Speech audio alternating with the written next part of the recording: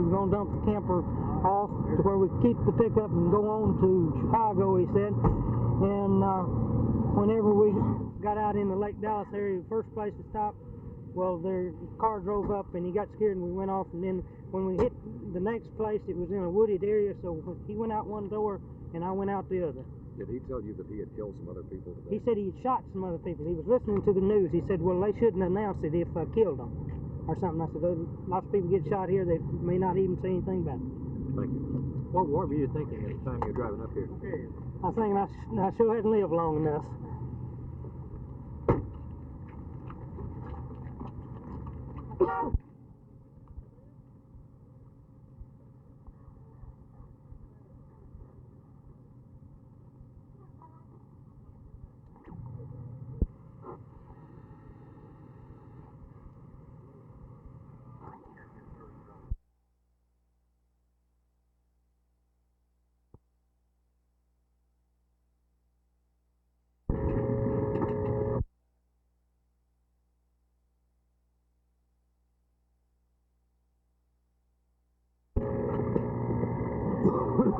What up now? What up, James?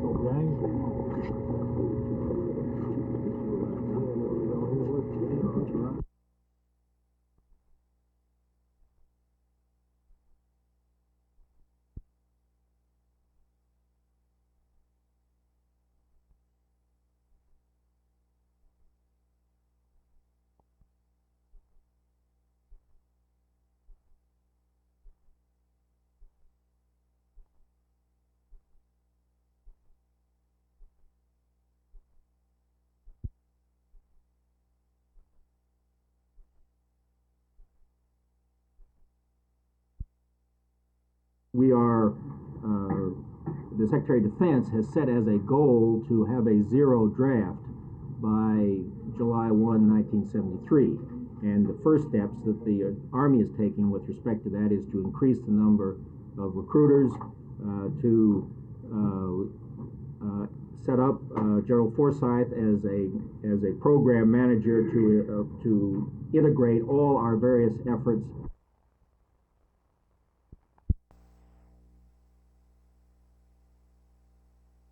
What did he do after he had y'all tied? Well, he stood around and he talked, and he had this hostage that he taken to go and bag his truck out. And then he came back and he said, I just want to let y'all know that I wasn't playing with the shoot his gun. And when he did, it snapped. Yeah. Did he point it at anybody? No, he had it over our heads. Okay. So he jumped back and then reversed it.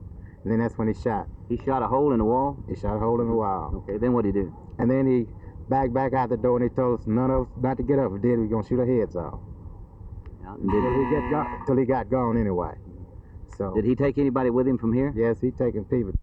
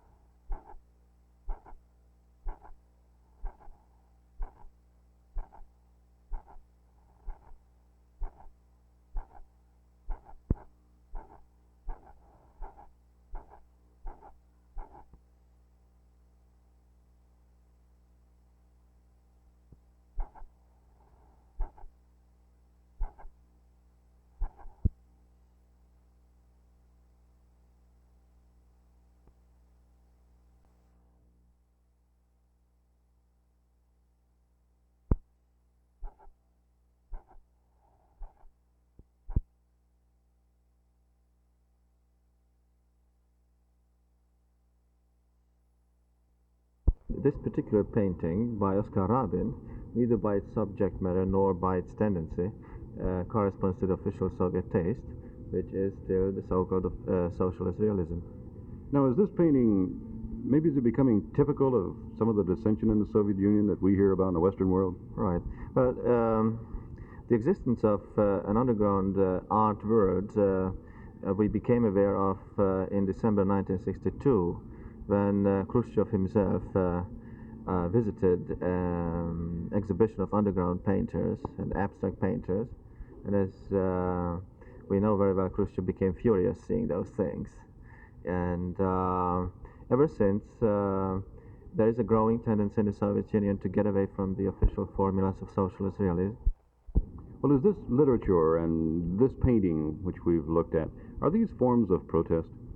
Oh, definitely so. They are forms of protest, not necessarily political, but in the context of the Soviet Union, everything becomes political that goes beyond the accepted norms of Soviet society. Thank you.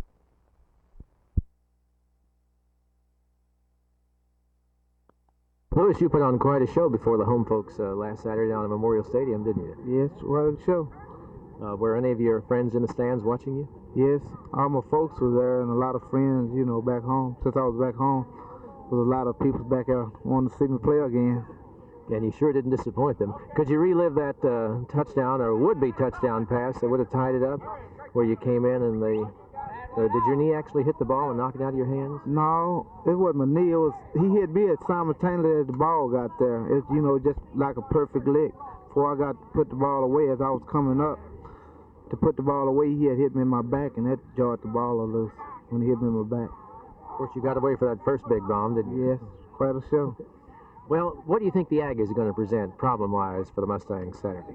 I don't know. Well, we probably go out with a balance of tech this week, so I don't know. I don't think we'll have much trouble because we're going to go both ways. And the Aggies are pretty good. Their record don't really show it, you know, but they have a pretty good team. So I guess we'll go out all the way for them, try to get them.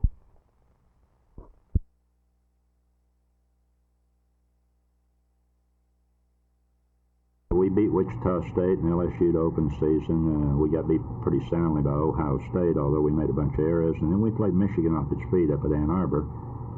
And my personal evaluation at this time is that our ball club was just emotionally and physically exhausted after those four, and we got making mechanical errors, fumbling the ball, throwing interceptions, drawing penalties, and it just became very frustrating.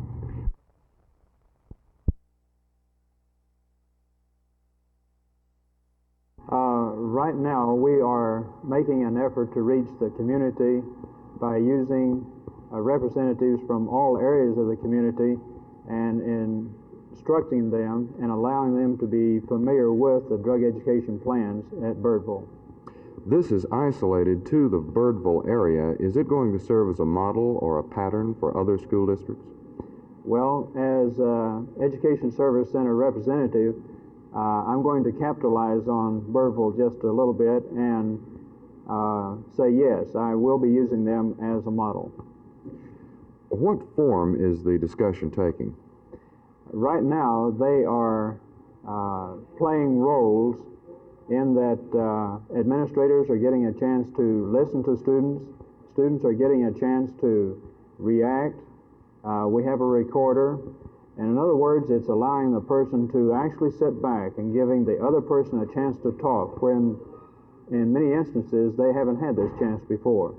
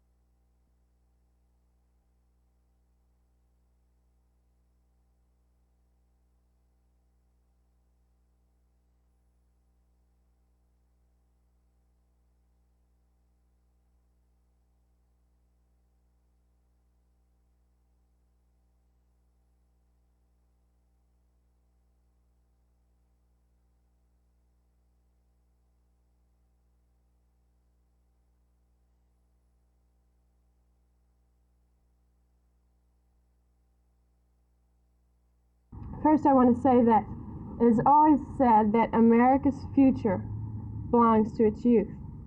Well, I want to bring up something else. Not only America's future belongs to its youth, but also America's present. Over 50% of the people in the United States are under 21 years of age. The largest consumer market in the United States belongs to the young people. This is something we have to concern ourselves with, not only as idealistic people, but as Chamber of Commerce people, as retail merchants, as bankers, whatever walk of life that you are interested in, you have to concern yourself with the youth.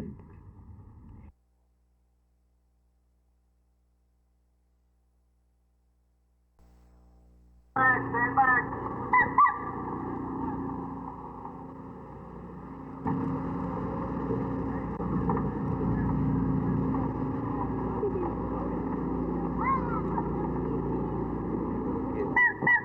This letter.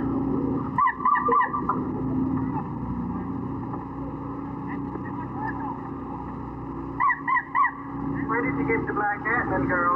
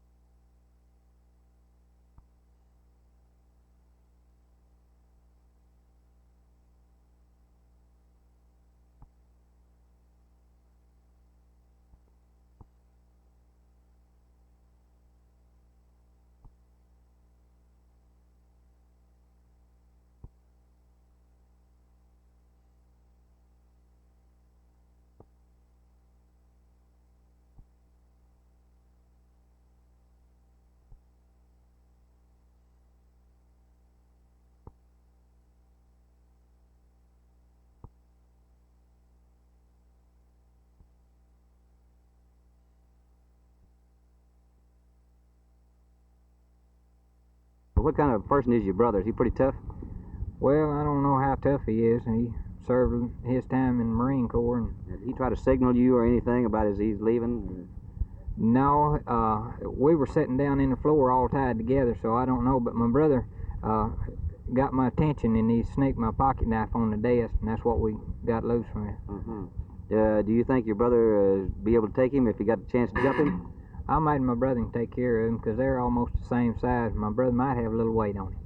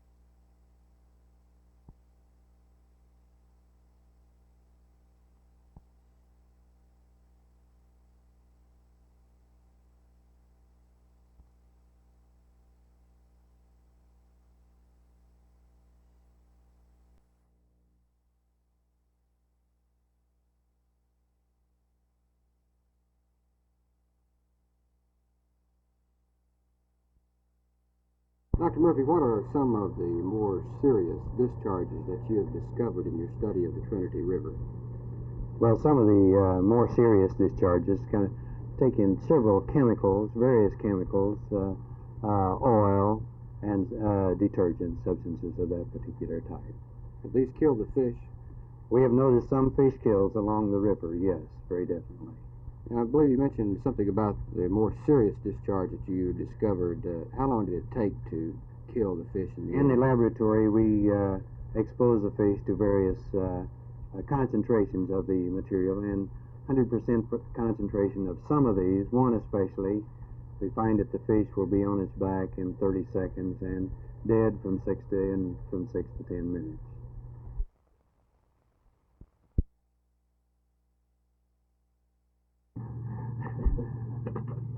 No, I think the present helmets are very good helmets. I wore one myself in combat for some time. But things have changed a lot since then, since we were slogging along, and yet the helmet stays the same. Why? Well, I doubt if the weapons that the infantry soldiers subjected to have changed a great deal. We are, of course, always looking for ways to improve helmets, and more particularly body armor. In fact, as you know, there is body armor in this war that we never had in World War II. And that is something that I think we can continue to improve, and perhaps we can the helmet also.